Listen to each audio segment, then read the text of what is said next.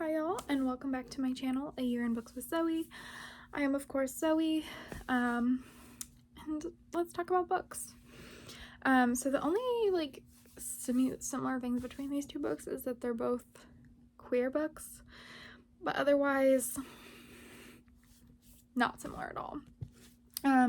So as a part of the Trans Rights Readathon, I read Manhunt by Gretchen Felker-Martin. This is a book about it's a lot. This book is a lot. Essentially, it is a post-apocalyptic world where people with high levels of testosterone have become these ravaging beasts with like tumors and that hunt people. And so really the only people who are left are women and trans women, and men who have been castrated. But like mostly men, some trans women who wouldn't have been on estrogen at the time, or who sadly like during the apocalypse don't have access to the estrogen anymore. People with PCOS, and also probably some trans men who had been on testosterone at the time of the thing happening. So chaos, basically. And of course, because there's this big apocalypse, of course, people have to band together, and the TERFs, which is trans exclusive radical feminists, basically feminists who don't count trans women as women. And a lot of them also like don't care about feminism when it like applies to disabled women, queer women, black women, Asian women, Latin women, all that. Okay, anyways, I won't get on a rant about TERFs. But they've kind of created this whole army where they go around taking out trans women and turning the sons into castrating little boys before they can go through puberty. Yeah, it's a lot. It's a lot to process. Anyways, we're following Fran and Beth, who are two good friends. Both of them are trans women, and they hunt the monster men to harvest their organs, specifically, I think it was their liver and their testicles, in order to get estrogen, both for themselves and so that their doctor friend Indy can harvest the estrogen from these organs and convert it in a way that other people can use to access it, mostly like older women who are now in need of estrogen. But yeah, so fun. And right from the get-go, they stumble upon some TERFs, get chased by them, all that. There's no like real relaxing moments in this book. It's all like somebody trying to murder them. It's either the men, like the monster men, or the TERFs, or someone else. It's just like no breaks in the apocalypse. And then there's also Robbie, who is a trans man who's been living by himself in the woods, and Beth and Fran kind of stumble upon them, and he ends up joining up with them, becoming friends with them, becoming friends with Indy, having romantic feelings. There is romance in this book, but it's like, it's apocalyptic romance. It's sweet, but also not that sweet, It's romance with this undertone of extreme violence. Yeah. I honestly found this book to be really interesting. Some things were a lot for me. I would say that I wasn't expecting there to be sexual content in this book, and then when there was, I was like, oh. So that was a little unnerving for me. I prefer to know ahead of time if it's going to be very descriptive. But that's my bad. I should have looked that up. You know, there's a lot of like body horror, violence, transphobia. Yeah, it's a lot. I really liked it. I think it's really interesting. I think it's kind of like this interesting look at how the world would be divided if something like this happened. Like, and I mean, honestly, looking at the way things are right now, where trans people are under attack, not that they've never not been under attack, but like they're really pushing for it in government right now. Like, mind your business. Why do you care so much? I'm so tired, y'all. Like, anyways, I won't go on a rant about how biological sex is much more complicated than just X, Y, and Y and XX, and all that good stuff. I recommend looking into it though. Like just looking up that kind of breakdown. I remember in my environmental science class reading a paper about how the chromosomes can be more complicated than that, and you can have XYX and stuff like that, and it actually occurs a lot more than you think. And also your chromosomes can be different from how your body ends up being. You can have a female brain in a male body, and a male brain in a female body. But yeah, anyways, though, gender is totally a social construct. Animals don't have it in the same way that we do.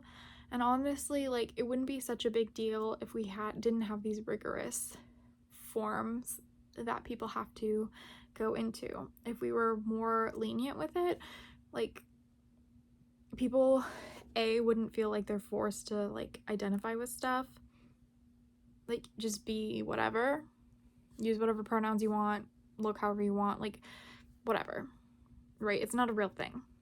Okay, all these things that we talk about are fake.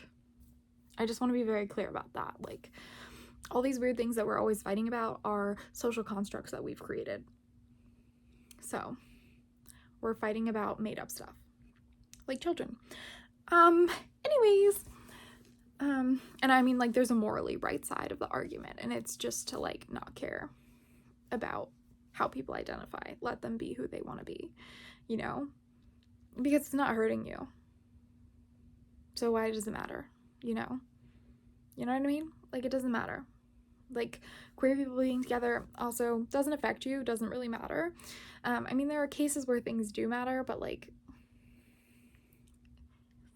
anyways, I wasn't gonna get into that, but then I got into it because that's just who I am. I also read Forget-Me-Nots by Alyson and Derrick. I received this from Simon and Schuster for free through their book club favorites program. It makes me feel so fancy. I have another book by them that I should probably review. Okay, anyways, Forget-Me-Not is a YA, I would call it a romance, a coming of age story, a coming out story. It's all that all together. So essentially, we have these two girls, Stevie and Nora, and they're in love. They've been secretly in love for 2 years, and they live in this kind of conservative town called Wyatt, where they can't really come out for fear of being rejected by their parents, being rejected by the community, putting themselves in danger, which a lot of queer people can relate to. I feel like the world is more open, but it's also not open, if you know what I mean. Anyways, Stevie has a fall, and ends up in a coma for a little while. And unfortunately, she forgets the last 2 years of her life. And so she no longer remembers Nora. She doesn't remember their plan to run away together to California to have this life together. And so she wakes up. She doesn't know who this girl is. She thinks she's 15. And so she's trying to refigure everything out, piece everything together. Like, why her relationship with her parents is weird. Why her relationship with her best friends is weird. Like, who is Nora? And all that. And so it's like a rediscovery of who is on your side. A rediscovery of who you are. A re-coming out. All that. But it's really good, you know. It is, like I said, like a coming of age, a coming out, a romance. But I would say it's more of a coming of age and coming out, realizing like you have to be yourself above all, you know? Because if you don't, like, you're gonna hate your life, and also people can tell. So, anyways, I really loved it. I really recommend this book. It was really good. I read it in like 3 days, really fast, which is fast for me.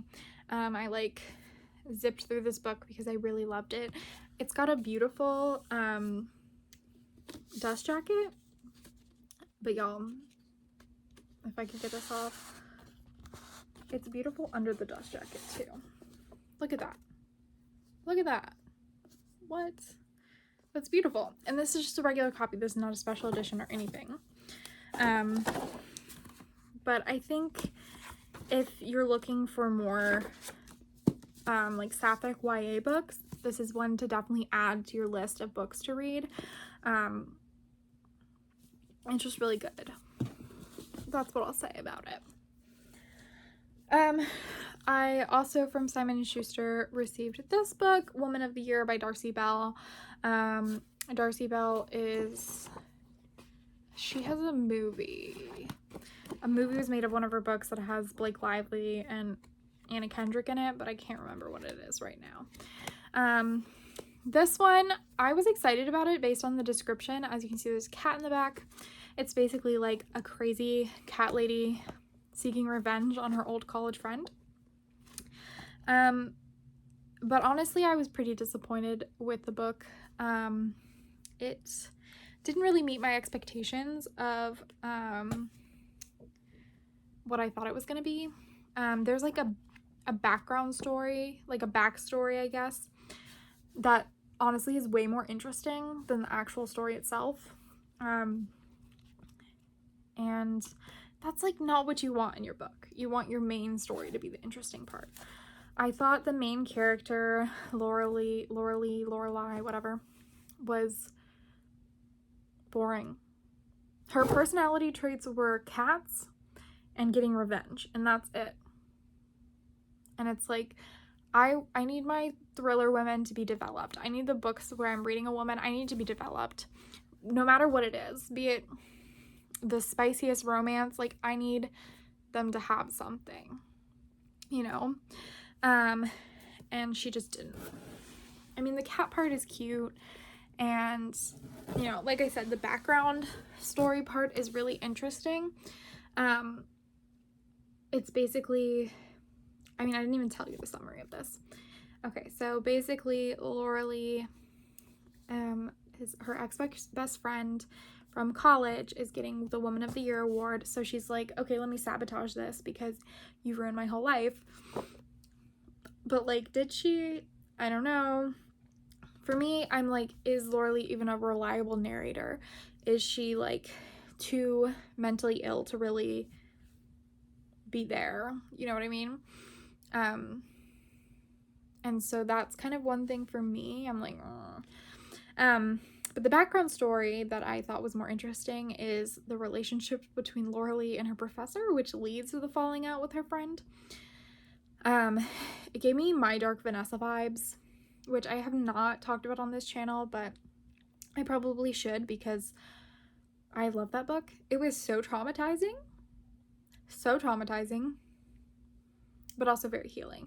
My Dark Vanessa is basically Lolita, but from the girl's perspective, and kind of jumps back and forth between present and past, where this woman is kind of like starting to deal with what happened to her. I love it. I think that for me, it was a great way to work out my own trauma a little bit and kind of, yeah. Anyways, that's kind of the vibes that I gave it, that I got, because it's like this older man taking advantage of a younger woman, and literally using mind games on her. And that was really interesting. I would have loved to have read a whole book about that, but that's not what the book was about. We get a little bit about that, and then it's like back to her cat. So I found it disappointing. It doesn't have great ratings on anything. I think it's like a 2.8 is the average rating, and honestly, that is the average rating for a lot of her books, which is fine. I mean, it's fine. It's entertaining. I read it quick, whatever, but I was just like, you know, like, it's not a book that I'm gonna remember forever. I'll forget about it. Anyways, that's what I've been reading. I'm doing still some more reading right now, because we're always trying to catch up on what I need to read. Excuse me. Always trying to catch up on what I need to read, and all the chaos of that, because I have a million books and not a long time to read them all. But that's what I read. Again, Manhunt, really interesting. If you like horror, one to check out. Forget Me Not, my heart. It's probably going to be my favorite YA of the year, but we'll see. We'll see. Anyways, that is all from me. I hope you'll have a great rest of your week. I'm hoping to be back next week with another video, some more reviews. I don't know what I'm going to talk about, but we'll find out.